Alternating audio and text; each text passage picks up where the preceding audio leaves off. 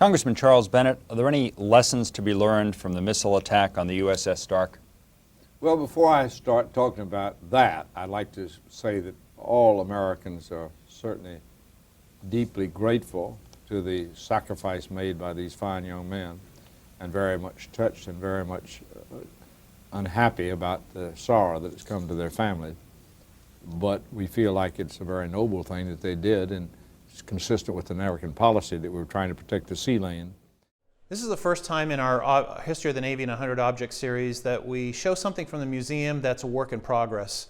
As we film this, it's June 8th, 2017, and this is a time where we're actually putting up a new exhibit. It's an exhibit on the tanker war of the 1980s, where we'll have a model of the USS Samuel Roberts, which hit a mine while it was conducting patrols in the Persian Gulf, but we're also going to have a model of the USS Stark. The tanker war was a parallel conflict to the Iran-Iraq War, which began in September of 1980. It was a campaign of economic attrition. The U.S. Naval Institute's Proceedings magazine describes it as this: Iraq attacked ships serving Iranian ports, largely to reduce Iran's oil exports, which went entirely by sea, and which helped to finance Iran's war effort. Because Iran destroyed Iraq's oil terminal early in the war, no tankers steamed to or from Iraq, and Iraq's oil exports traveled by overland pipeline. Kuwait and Saudi Arabia, however, supported Iraq's war effort. Iran thus waged its own war on shipping, serving the Arab side of the Gulf to reduce Iraq's imports of war material and to intimidate the Gulf states supporting Iraq. In the midst of these complex relationships, the United States supported Iraq in the form of economic aid and protection for tankers flying the U.S. flag. This support protected ships headed to Iraqi ports and, in turn, guaranteed Iraq's revenue stream during the war.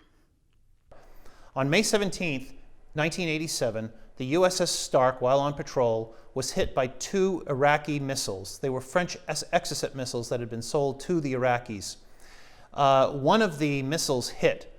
As a result of that, 37 crew members of the USS Stark were killed. There was a second warhead that hit, and had that second warhead hit, it might very well have sunk the USS Stark. It didn't. It fell apart in pieces. Nobody knew that until video was coming back that evening on the news programs, then CBS, NBC, and ABC, which had the 3 major news networks at that point.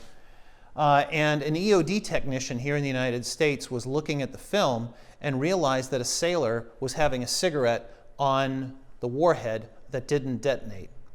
They called back immediately to the ship, warned all the sailors to stay away from these things. They picked them up. Well, now here in 2017, we are finally mounting the casing from that Exocet warhead, and that's what's sitting behind me here. The one warhead that didn't detonate that might have sunk the USS Stark. When remembering the attack on the USS Stark, Rear Admiral Harold Burnson notes, "The whole thing was a sad situation. The most moving day of my life was on the tarmac at Bahrain International Airport, when each of those 36 flag-draped coffins moved up the ramp on that C-141 for the flight home." Of course, what goes through your mind at that point, regardless of what any investigation says, is, was there anything else that we could have done that might have avoided this thing? It will always be a sick feeling.